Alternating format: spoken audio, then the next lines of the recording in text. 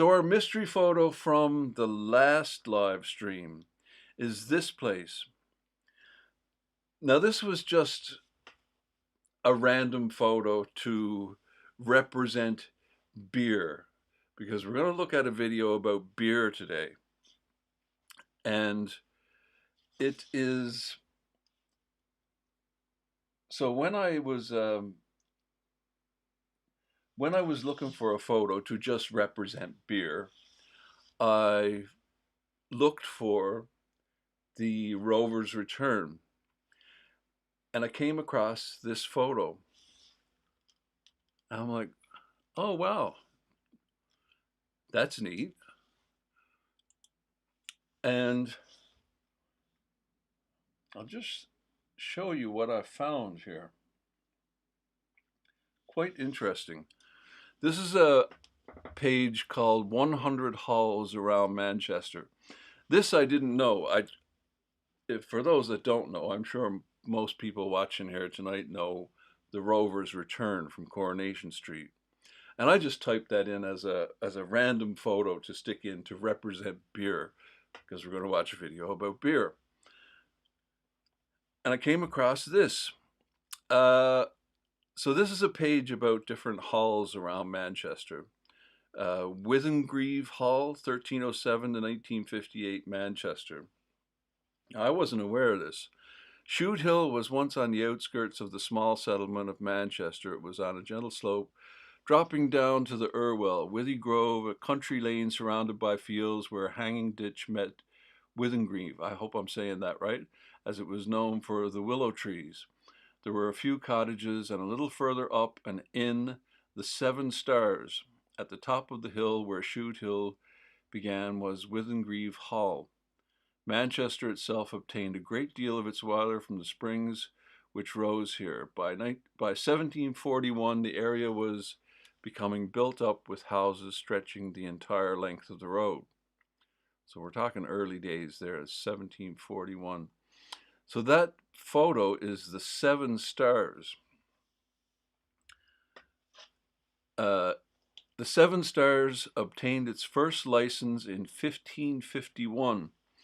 Before that time, anyone could sell ale providing they provided 2 beds and exhibited the sign of a hand outside their house. Some of Charles Stuart's soldiers slept there in 1745. On the 11th of December that year, John Hume of the inn was paid 5 shillings 6 pence, 27.5p for horses and expenses. So that was Withengrieve Hall. So I'll just jump ahead a bit here. This is more stuff about the hall itself. By the 19th century, Shoot Hill was no longer the rural idyll of William Hume's time, and the hall disappeared. It is believed that part of the hall, or one of its outbuildings, became the Rovers Return Inn. There are claims that this pub had its origins back in 1307. However, this is likely to represent the building of Withengrieve, notwithstanding the fact that, as we have seen, licenses came in much later. However, it goes without saying that the Rovers and the Seven Stars were 2 of the oldest hostelries in Manchester, and the Rovers was possibly the oldest building in Manchester. That said, the council had been trying to close the Rovers Return from around 1909. The Hume charity sold it by auction in 1908. And that's the Rovers Return in 1905. Traditional Manchester drunk walking away. So there's a copy of the sale by auction of the premises. The inn lost its license in 1923 and became an antique shop and bookshop. By 1946, the council had bought the old Wellington under threat of its wrecking ball as part of the redevelopment and Manchester plan. They succeeded in demolishing it in 1958, and it now lies somewhere under the Arndale Centre. And there it is, the oldest house in Manchester about to disappear forever. So we were talking about that the other night, the Shambles place that got moved.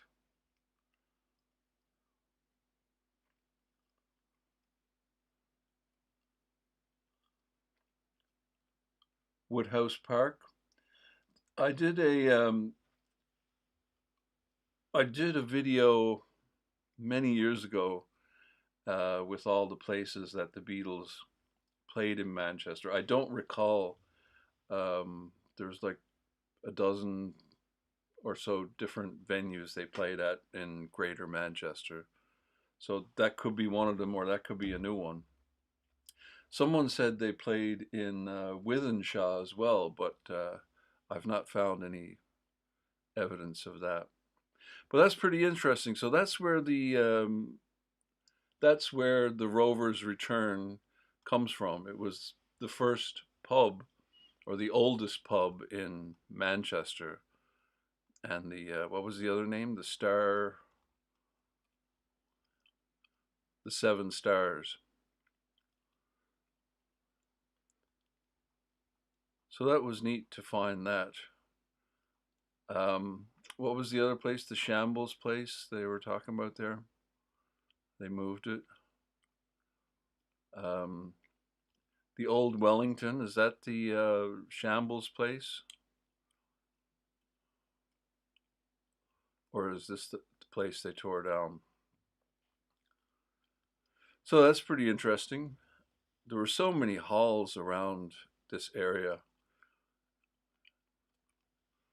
There's another photo there. You can see on the side there, what does it say? Oldest beer house in the city.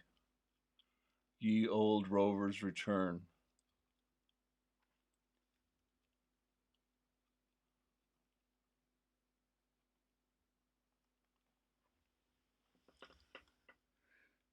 I mean, the show must go on, but didn't have to tear that down. Okay, so let's get to the reason for that photo, which is this day in history. This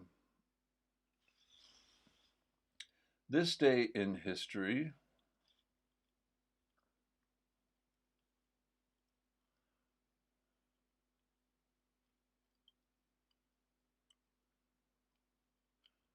Is that the same place, I wonder?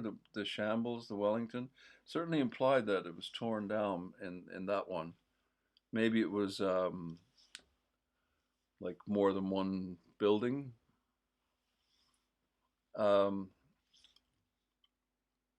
Yeah, maybe it was more than one building, the Shambles Square.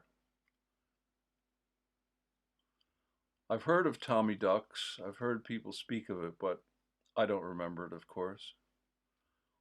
But I've heard people talk about it in history pages and whatnot. Okay, so why is this swirling? So, this day in history, the Great Beer Flood of London. Let's see if this is going to play.